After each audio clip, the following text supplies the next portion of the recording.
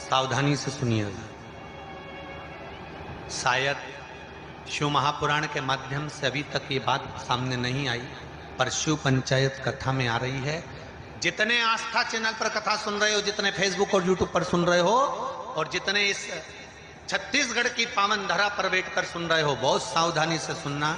एक प्रश्न हमारे भीतर खड़ा होता है, जब हम सूर्य नारायण भगवान को अर्घ देते हैं, जल चढ़ाते हैं, तो वो जल पृथ्वी पर जब गिरता है तो उसके छींटे हमारे शरीर पर लगते हैं। क्या वो ठीक है?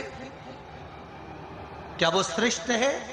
तो शिव महापुराण की कथा कहती है, जब हम सूर्य को अर्घ देते हैं, सूर्य को जल चढ़ाते हैं, वो पानी जब पृथ्वी पर गिरता है, उसके छींटे हमारे शरीर पर लगते हैं, तो वो श्रेष्ठता का भाव निर्मित करते हैं। वो गलत नहीं हो सकता। कारण अब वो भी समझ लीजिए।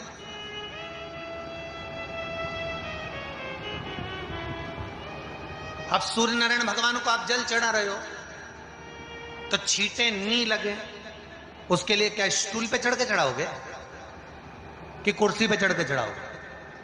अरे बोलो तो सही। अब कई लोगों के दिमाग में यह बात भरा गई कि हम भगवान को जल चढ़ाते हैं, वो हमारे शरीर में छींटे लगते हैं, जमीन पे से पानी गिरता है, वो हमारे शरीर को छींटे लगते हैं, भगवान को अच्छा नहीं लगता होगा। कौन ने कहा? पहले तो उसको पकड़ के ला।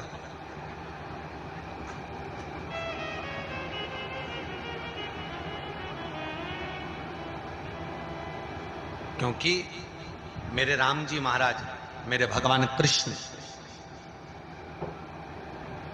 बड़े बड़े संत, साधु, सन्यासी, तपस्वी, साधक, उपासक जितने भी हुए, जिन्होंने सूर्य की आराधना करी, इन्होंने टेबल पे चढ़कर या कुर्सी पे चढ़कर जल नहीं चढ़ाया। इन्होंने पृथ्वी पर खड़े होकर ही, क्योंकि पृथ्वी तत्व के देव हैं शिव।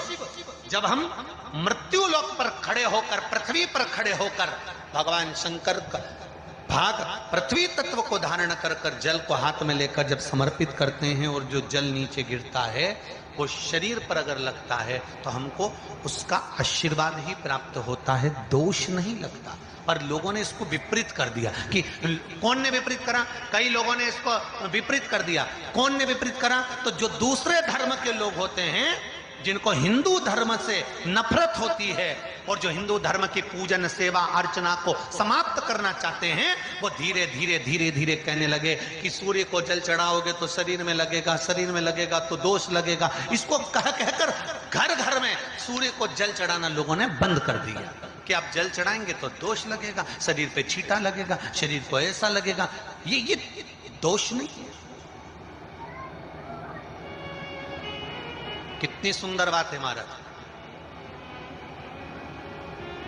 सूर्य नारायण भगवान को जब जल चढ़ाया जाता है, हाथ सिर से 8 इंच की दूरी पर होना चाहिए। जम के बोलिए, सिर से कितना ऊंचा होना चाहिए? 8 इंच ऊपर अपना हाथ होना चाहिए मस्तक से सूर्य को जल चढ़ाते समय। और ना चांदी का, ना स्टील का, न लोहे का, न प्लास्टिक का, न कांच का, न सोने का कोई बर्तन, न कांसे का, न एल्युमिनियम का, न पीतल का, केवल एक पात्र होना चाहिए, वो है तांबे का। काय का पात्र होना चाहिए? तांबे का पात्र। और सूर्य नारायण भगवान को जब 8 इंच ऊपर तुम्हारा हस्त है, और जब हम सूर्य को जल चढ़ा रहे हैं, कैसे जल चढ़ाना है वो भी समझ लीजिए।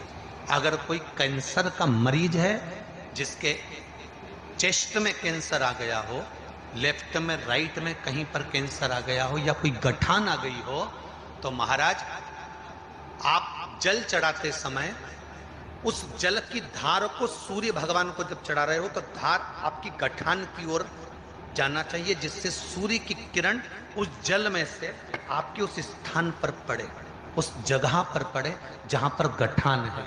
महाराज आप लगातार जल तो चढ़ाना चालू करो, अच्छे अच्छे डॉक्टर फेल हो जाएंगे और कह देंगे गठान ठीक हो गई। आपका लीवर और किडनी गड़बड़ कर रहा है, आप प्रतिदिन, आपका स्वास्थ्य गड़बड़ रहता है, आप प्रतिदिन ये ज्योतिष शास्त्र के अंतर्गत, रत्न शास्त्र के अंतर्गत ये रत्न शास्त्र, ज्योतिष शास्त्र, रंग शास्त्र जो हमारे यहाँ है, रंगों के हिसाब से ये जितने रत्न होते हैं, माणिक हुआ, मोती हुआ, नीलम हुआ, मूंगा हुआ, पुखराज हुआ, ये क्यों कहते हैं ये पीला है, ये सफेद है, ये नीला है, ये लाल है, इसको शरीर में क्यों पहनाते हैं? उसका कारण होता है कि जब शरीर में पहनते हैं, सूर्य की किरण उसमें पड़ती है, हमारे शरीर पर वो कलर का इफेक्ट पड़ता है, उस कलर को शरीर पर लगता है, और शरीर पर लगता है तो हमारा शरीर धीरे धीरे, हमारी जो इंद्रियां हैं वो सही होने लगती हैं, काम सही होने लगता है। तो आप कहते हो ना, सब मैं कौन सा नक पहनूं, मैं कौन सा मोती पहनूं, मैं कौन सा पुखराज पहनूं, मैं कौन सा नीलम पहनूं, वो ज्योतिष शास्त्र के अंतर्गत, रत्न शास्त्र के अंतर्गत जितने रत्न हम पहनते हैं, ये केवल उस किरण के लिए ही तो पहनते हैं कि जो सूर्य की किरण मिले, उस किरण का प्रभाव हमारे शरीर पर पड़े। तो इन सबसे अच्छा है कि सुबह शंकर भगवान का नाम लो, तांबा का लोटा में जल भरो, 8 इंच ऊपर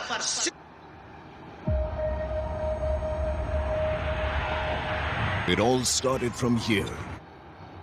सिर से हाथ होना चाहिए, और सूर्य नारायण भगवान का दर्शन साधारण नहीं, जो जल तुम चढ़ा रहे हो, वो जल की जो धार आ रही है उसमें सूर्य का दर्शन होना चाहिए, तो कैंसर की बीमारी कभी नहीं हो सकती। लीवर, किडनी, हार्ट, आपके हार्ट में अगर तकलीफ है, डॉक्टर ने कह दिया कि इसमें नस चोक है, आपको कहीं ना कहीं छल्ला डलेगा, आपको कह दिया इसमें कुछ ना कुछ प्रॉब्लम आ रही है, आप सूर्य को अर्घ देना चालू कर दो, सूर्य को जल चढ़ाना चालू कर दीजिए। आप सूर्य को जल चढ़ाओ, वो जल की जो तरंग आ रही है, वो जल जो निकल कर जा रहा है, उसकी जो किरण आपके हृदय पर, आपकी छाती पर पड़ रही है, नाड़ियों में पड़ रही है, नसों में पड़ रही है, उसका बल देखो तो सही। 1 महीना लगातार चढ़ाओ, तो 15 दिन 20 दिन कर तो देखो। क्यों राम जी महाराज जल चढ़ाते थे, क्यों भगवान कृष्ण जल चढ़ाते थे सूर्य को, क्यों दशरथ जी महाराज जल चढ़ाते थे, क्यों कश्यप ऋषि जल चढ़ाते थे सूर्य को, सारे 33 कोटि देवता, सारे ऋषिवर, साधु संत सन्यासी तपस्वी साधक उपासक सब भगवान सूर्य को अर्घ दिया करते थे। क्यों देते, किस लिए?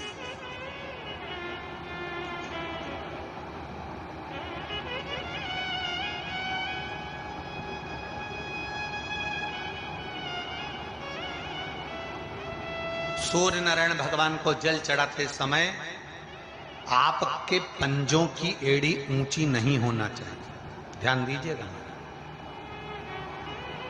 आपका पंजा पांव का पूरा की पूरा जमा होना चाहिए भूमि पर।